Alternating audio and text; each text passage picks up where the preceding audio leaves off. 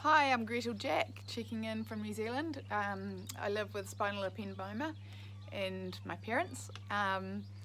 From the age of 14, I had a lot of pain down my legs and in my back, and nobody really knew what it was, and I went to every specialist everywhere, and it wasn't until I was 15 that one of my friends said, "Oh, you've got to go to my surgeon," and I was like, "I'm a surgeon, really?" And jumped on a train and went into town and saw his surgeon, who said, "Yes, you've got a blockage," and I went straight to the Middlemore Hospital, and they did the lumbar puncture style, which is the most painful thing ever. I fell off the plinth. I will never forget that. I was just, yeah, the pain was horrendous. Anyway, had a myelogram. Wow, I've forgotten that word. And discovered this tumour, which was then debulked, and then I had radiation therapy and surgery to move my ovaries out of the way of the path of radiation. And anyway, that kind of annihilated my year 16, age 16. I bounced back, as it's easier to do when you're younger, and I did a Bachelor of Health Science and became a registered nurse, and I did that for as long as I could. In my 20s, MRIs were brought to New Zealand, so I was able to have the growth of the tumour tracked.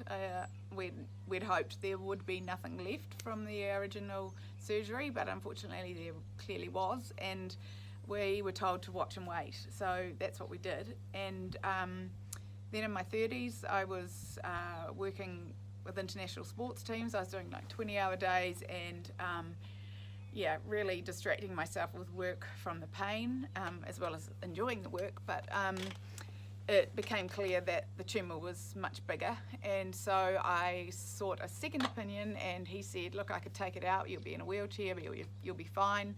It's either going to take you out or I will, mobility wise." So I was like, "Oh, what do I do?" And so I went back to my main surgeon, who in the hierarchy of the hospital decides what happens, and he understood that I knew about this other option and wanted a full debulking. And so I had the next surgery. I think that was 2011, and unfortunately he didn't take very much out, so the thing just kept growing and growing, and I kept adapting and trying to manage my life.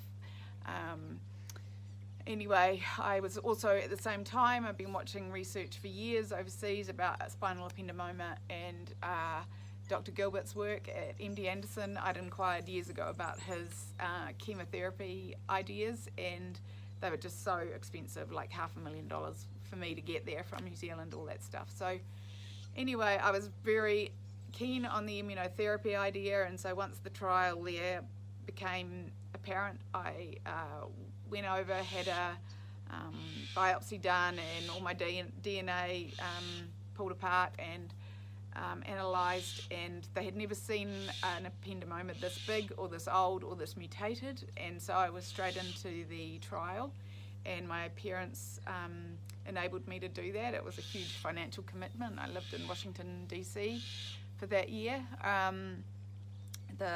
I was just so grateful to be part of NIH and their trial system and their rehab services, everything. I just made the most of the whole thing, including the library. And unfortunately things went a bit pear-shaped after 6 months, and I ended up having my whole spine rebuilt with titanium, titanium right down my spine from T10 down to the bottom of what was left of my sacrum and out to both hips.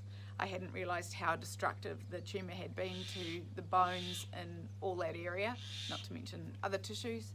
So I was super grateful to have that treatment, and I now live in New Zealand at home on my parents' farm, as you can probably see in the background. We have butterflies flying around here usually, which always reminds me of CERN and the amazing work that you all do in promoting awareness of this massively brutal disease. it's a little bit like COVID. It kind of either takes you out or it really messes things up. And I just wish you all the best and encourage you to keep hoping and keep adapting, and don't ever expect anything to be the same from year to year, month to month, even day to day. And yeah, just wishing you all the best. May you be well in this really unusual and challenging time. Okay, much love, much aroha from New Zealand. See you.